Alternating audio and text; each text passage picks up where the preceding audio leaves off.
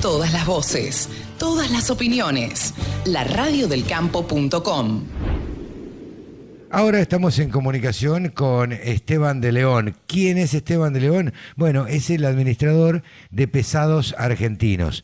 ¿Qué es Pesados Argentinos? Bueno, es un sitio donde se habla de maquinaria agrícola.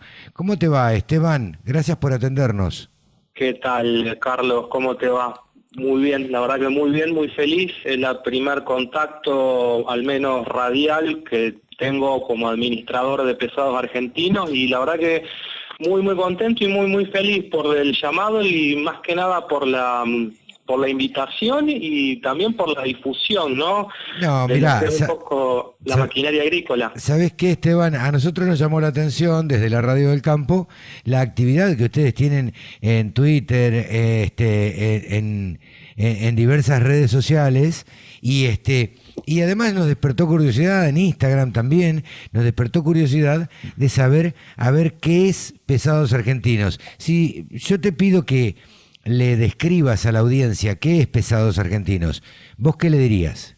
Y la verdad es muy complejo, es algo que surgió en 2014, fines de 2013, porque nosotros, somos en la actualidad 4 integrantes, yo soy por ahí un poquito la cabeza, también está Emiliano Pasarelli, que él es colaborador, está Matías Lerch, que es 100% campo, él es joven, tiene 20 años, es de federación, y también está Silvia Laní San Paolo, que también está muy relacionada al campo, y desde enero de 2014 nos dedicamos a publicar acerca de todo lo que es maquinaria agrícola a motor. Hacemos esta salvedad porque a principios de este año empezamos con otro proyecto que es un poco el Benjamín de todo esto, que es Implementos Argentinos, que da por ahí para otra nota, y nos dedicamos más que nada a buscar y a recopilar todo lo que sea información, datos históricos, ficha técnica, o sea, es un proyecto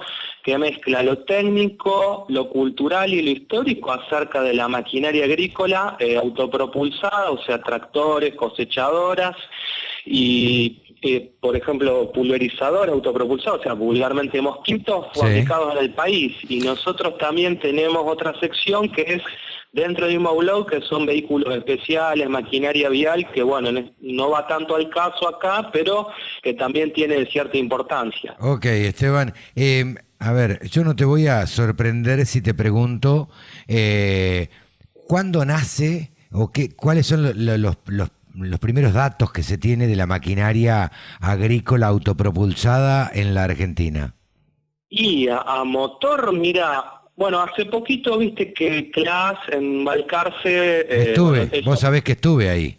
Sí, ellos tienen la Rotania y bueno, tienen su sede en Sunchales, una de sus sedes y la sede principal de la empresa.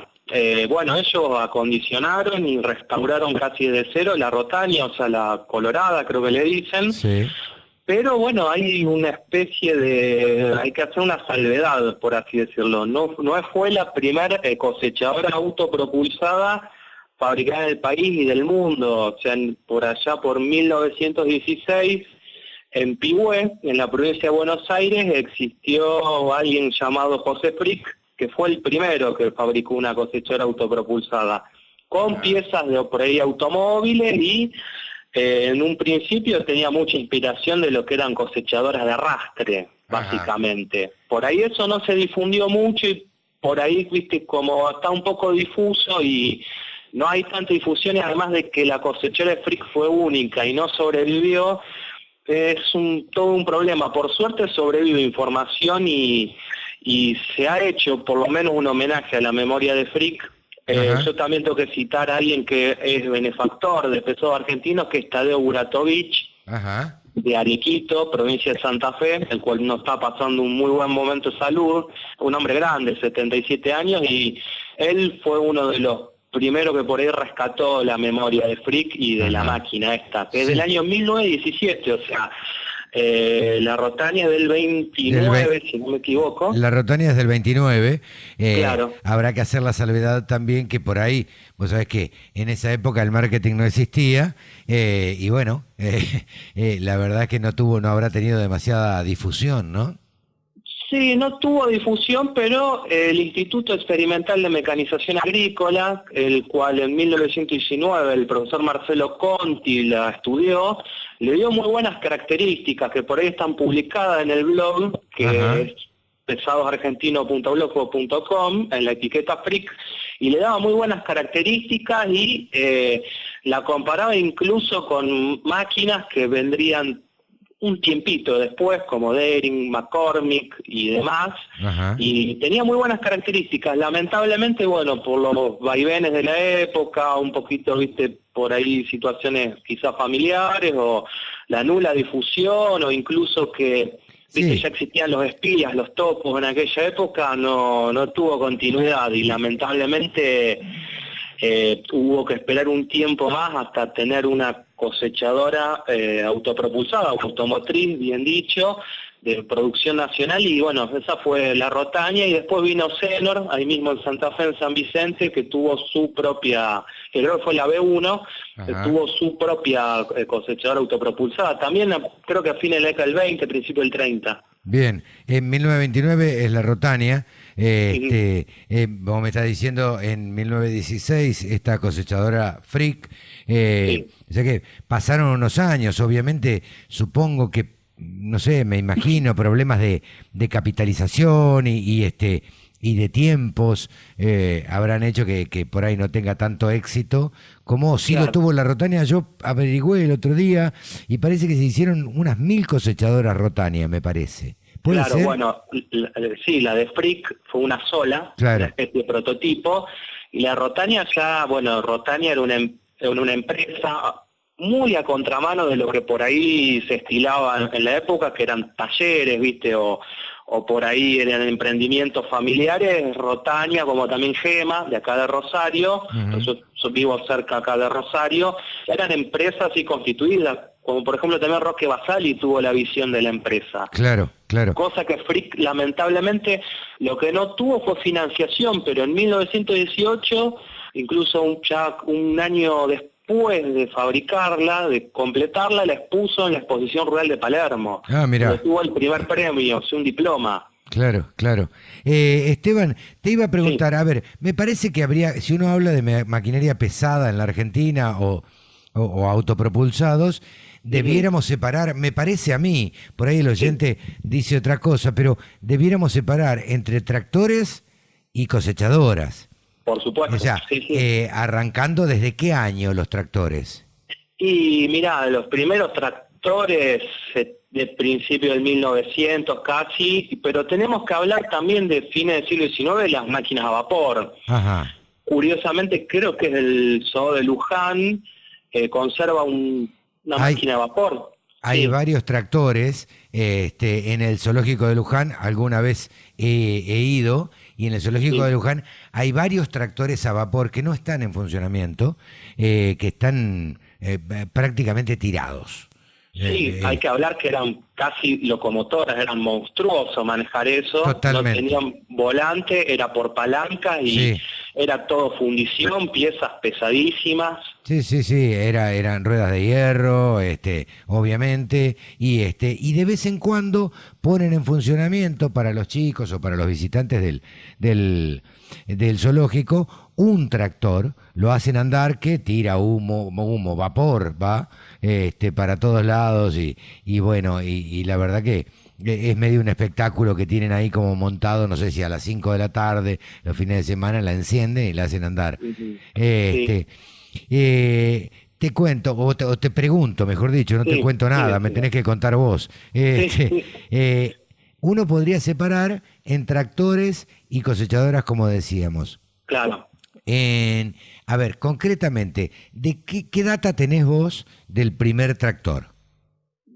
Y acá se puede hablar de varias cosas, porque como por ejemplo habíamos hablado de los tractores a vapor, hay uno que generalmente está en autoclásica, que lo he visto creo en 2014, 2015, que es un CASE, o Ajá, CASE, como ¿qué se es? quiera pronunciar, de 30 HP a Ajá. vapor, que como te digo, tiene el tamaño de una locomotora y debe ser el de fines del siglo XIX, principios del siglo XX, y la verdad que debe ser uno de los pocos incluso que Estamos, funcionan los pitos e incluso anda. pero estamos hablando de 1890. Y aproximadamente, igualmente tenemos que hablar de que la propulsión a vapor ya existía desde principios del 1800, de Claro, la primera mitad del 1800 con la revolución industrial, claro.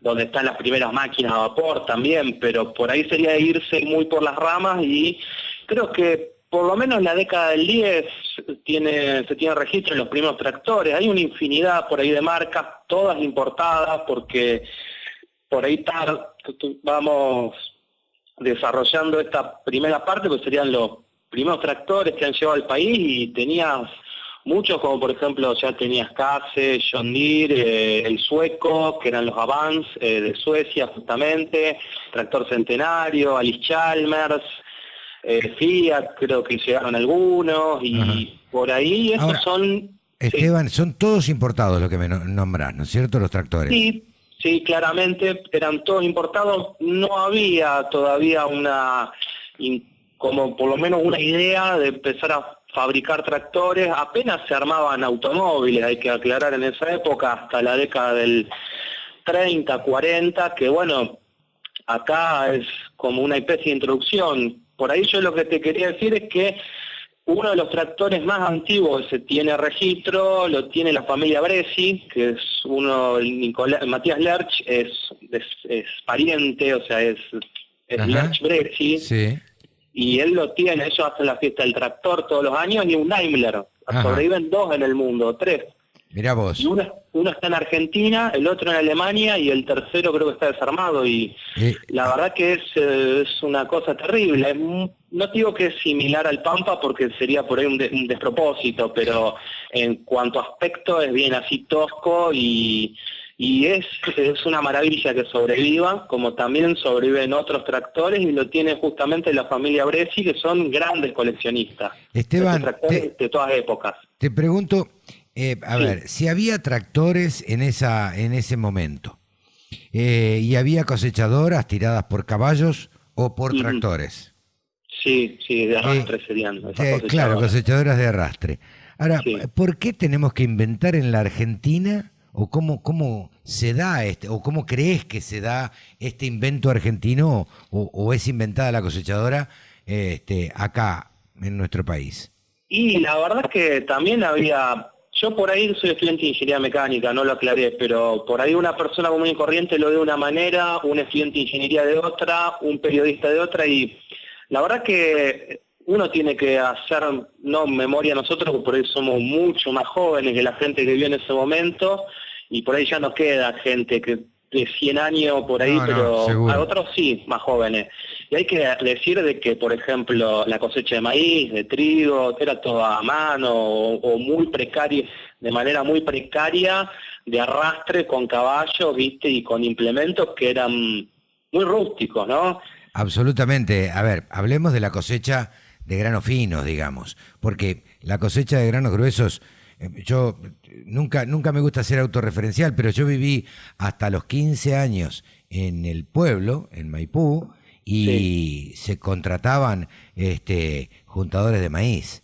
Era Digo, así de la yo, troja, era un claro, ejército de claro. gente. Sí, no sé si un ejército, al no ser campo tan grande, con 3 o 4 alcanzaba, pero se Mm. cosechaba el maíz en espiga y la espiga iba a la troja, digamos, y después se desgranaba lo que se necesitaba, o se desgranaba y se vendía, o digo, y estamos hablando del año, qué sé yo, nací en el Y la 61, troja, 71, no. hasta el 80 y pico se contrataban gente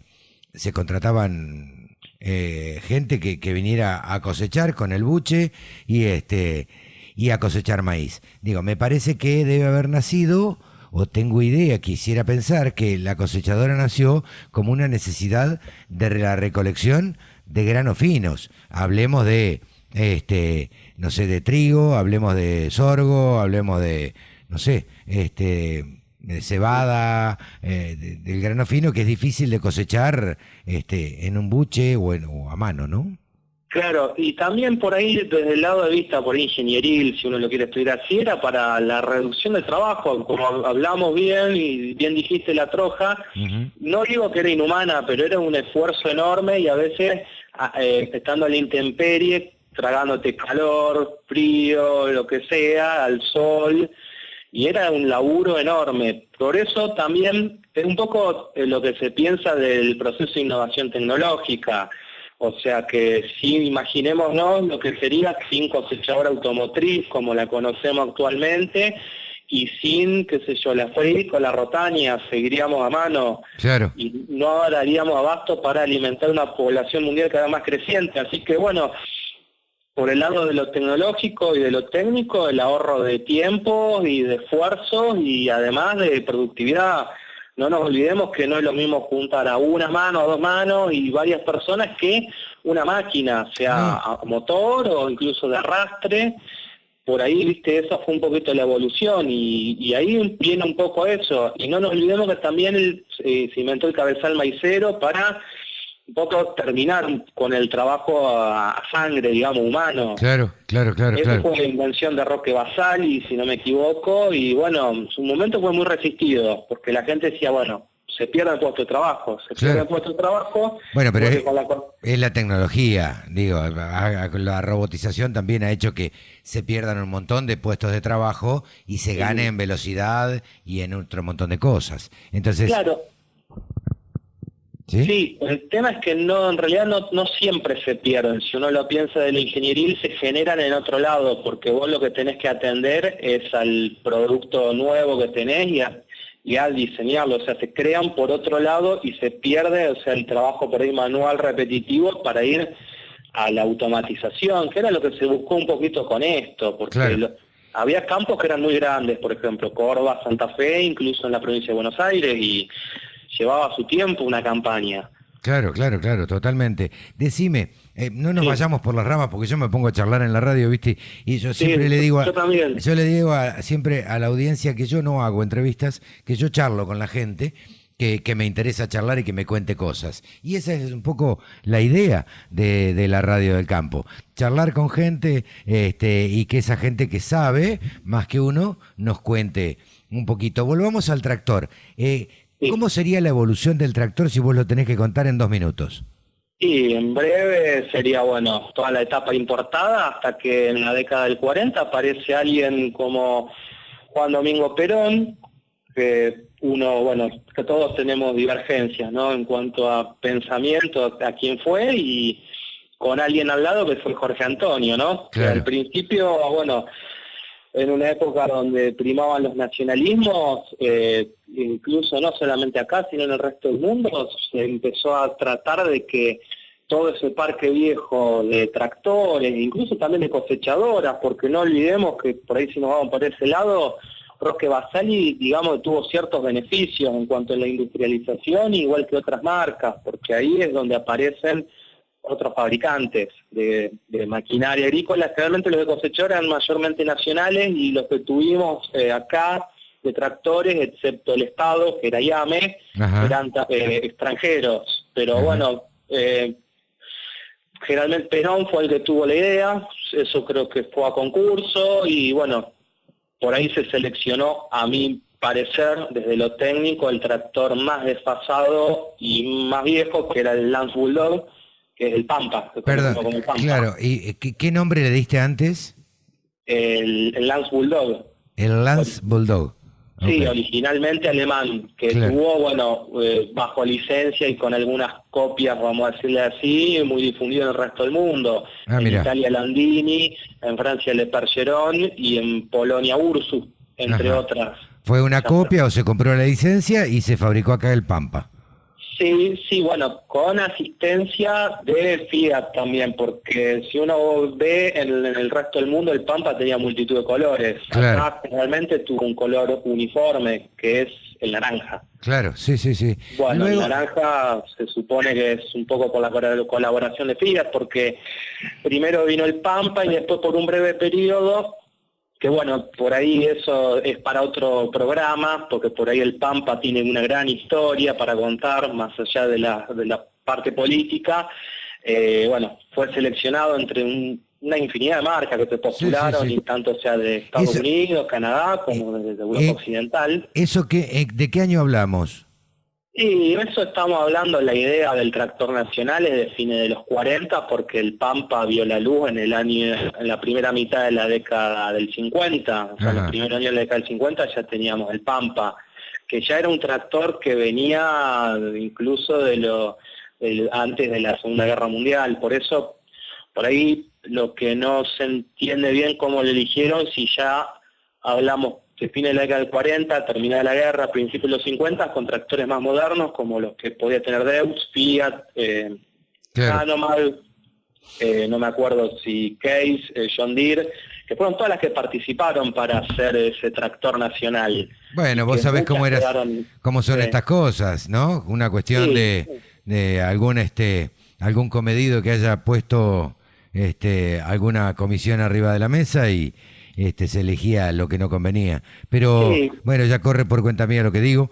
Claro. La verdad que, a ver, Esteban, estamos hablando hace ya 20 minutos y a mí me encantaría seguir charlando y hacer un programa especial, pero me parece que prefiero, para llegar mejor a la audiencia, tener estas charlas periódicamente, si vos estás de acuerdo y sos tan amable, como para ir ilustrando a la gente y ir contándole la historia de la maquinaria agrícola, o mejor dicho, de la maquinaria autopropulsada agrícola en la Argentina. Queda mucho más para seguir charlando sobre los tractores. Arrancamos con el Pampa, que arranca en 1940, o en 1950 aparecen los primeros. Y después, bueno, iremos desarrollando las otras marcas de los tractores que se fabricaron o se fabrican acá en la Argentina. Y después me gustaría más adelante que me cuentes la historia de las cosechadoras, que ya algo adelantamos con la Rotania, o con la otra maquinaria de la Frick, que bueno, fueron las primeras autopropulsadas de la Argentina. Esteban, la verdad que un gusto escucharte, porque muchísimas gracias. No, da mucho placer escuchar a alguien que sabe de la historia y que la ha repasado y la ha estudiado. Les deseo muchísimo éxito. Invito a toda la audiencia a que hurguen y buceen y sigan en redes sociales a Pesados Argentinos. Búsquenlo así, en Instagram, en Twitter, y si no, a través de la web pueden buscarlo ¿cómo es la dirección de ustedes? Repetinos. En Facebook estamos como Pesados Argentinos también, en Instagram no tenemos, y estamos armando un canal de YouTube también que es Pesados Argentinos, y la dirección del blog es pesadosargentinos.blogspot.com. Ahí lo que tenemos es, por marca, por modelo, una infinidad enorme, para lo que quieran, pueden estar horas, días, hasta semanas mirándolo.